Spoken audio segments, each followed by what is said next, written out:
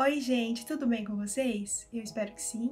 Eu sou a Rai Proença, estudante de Ciências da Computação e gravo minha rotina de estudos e curiosidades sobre o curso. No vídeo de hoje eu vou dar início a uma série aqui no canal, onde eu mostro as matérias que tive no curso, os seus conteúdos, como são aplicados as provas, os trabalhos e também as dificuldades que tive em cada. Eu vou começar a série com a minha primeira prova de computação 1, que é a primeira matéria em que tive contato com a programação. Nessa matéria, o conteúdo foi cobrado em 6 provas, 4 manuais e 2 práticas. As provas práticas eram realizadas no laboratório de informática, o professor passava um problema e cada aluno implementava a sua solução e submetia para ele. As provas manuais também são questões de programação, mas nós tínhamos que programar à mão, como eu vou mostrar um exemplo para vocês agora. Como vocês sabem, quando eu iniciei a faculdade eu não sabia programação, então a visão que vocês terão agora era a visão que eu tinha na época ao ver a prova pela primeira vez. Então vamos lá ver a minha primeira prova de computação.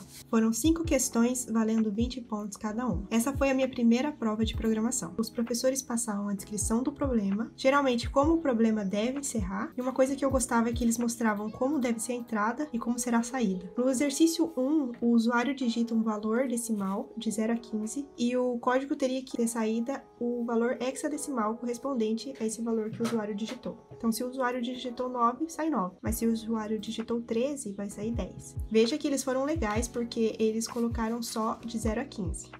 Esse conteúdo de sistema de numeração hexadecimal, decimal, binário e conversões, eu aconselho dar uma olhada, porque se você vai entrar em computação, certamente verá isso. Em outras questões, eles especificavam como seriam as variáveis, se são inteiro, floats, número reais, como seriam as entradas do usuário, nesse caso f de float, c de caractere, o usuário digitaria uma equação, um número, um caractere, um número, um caractere e um número. Também as prioridades entre as operações, que vai determinar o resultado correto. Por exemplo aqui, 2 elevado a 3 mais 1. Primeiro você faz 2 elevado a 3, então soma com 1 e o resultado dá 9. São coisas que contam na pontuação final e na resolução da questão. A questão 3, a gente faz uma soma e uma média dos valores que o usuário vai digitar.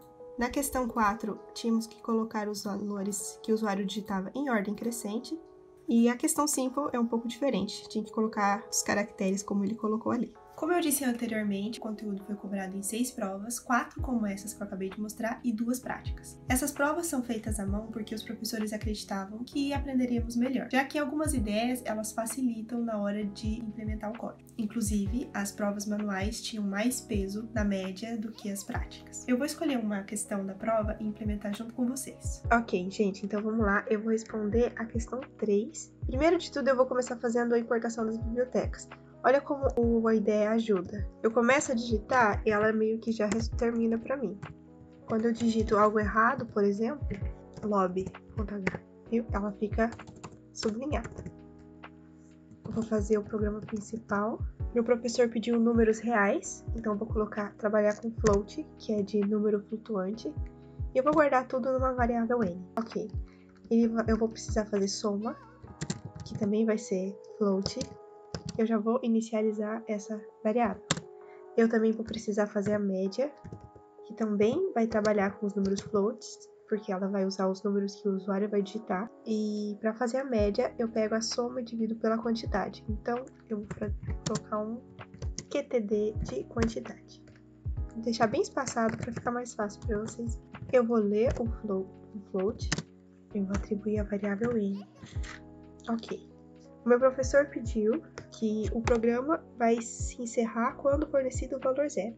Ou seja, então, enquanto o valor que o usuário digitar não for 0, você continua recebendo valores dele e guardando. Comecei a digitar while, ele já aparece assim. While é enquanto, né, em inglês. E aqui na programação fica a mesma tradução. Enquanto o meu n for diferente do valor 0, continua recebendo valores. Você vai pegar a variável soma e vai colocar o que tem nela, porque inicialmente tem 0, mais o valor que o usuário vai digitar. Toda vez que o usuário digitar um valor, eu vou acrescentar 1 na minha quantidade. E eu vou ler um novo valor. Se por acaso eu deixo de colocar ponto e vírgula, ó, ele já coloca aqui, ele já dá um alerta e coloca espera um ponto e vírgula e ele ainda coloca a linha. Vamos testar se tá certo. Soma, eu vou colocar aqui um valor, soma ele vai devolver o valor float e vai me devolver a soma.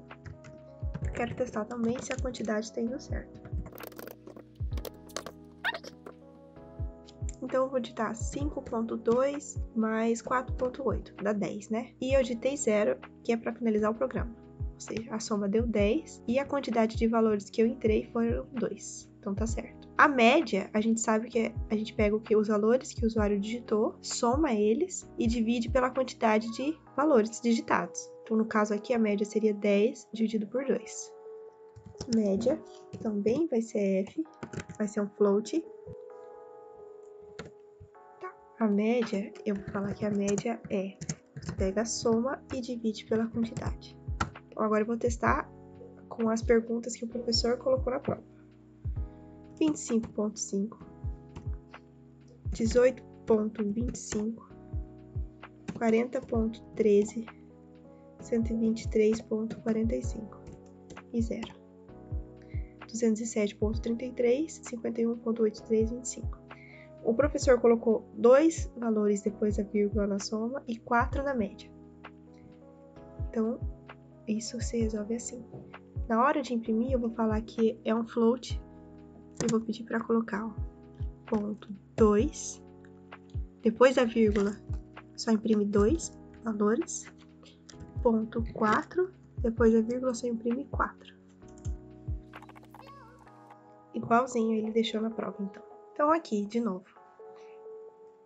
Inicializei as minhas variáveis, algumas já coloquei como 0. Eu recebi um valor dele, f de float, porque é um número real. Enquanto o valor que eu recebi for diferente de 0, eu vou continuar recebendo valores. Isso porque o meu professor colocou que quando o usuário digitar 0, o programa encerra. Então, enquanto for diferente de 0, ele vai receber e vai colocar o valor aqui dentro. E vai somar 1, então ele vai receber um novo valor. Esse valor é 0? Não. Então, faz a mesma coisa. É tipo um loop, né? Dá para resolver de várias maneiras. Tem que ver que programação, alguns algoritmos, é por lógica. E cada um tem a sua lógica, cada um responde de um jeito. Cada um vai ler o problema e querer resolver de uma maneira. Foi assim que eu resolvi na época. Então é isso, gente. Eu espero que vocês tenham gostado desse estilo de vídeo. Eu vou alternando entre provas e trabalhos de todos os anos. E se vocês gostaram, não esqueçam de deixar o curtir, comentar e se inscrever no canal. Até a próxima!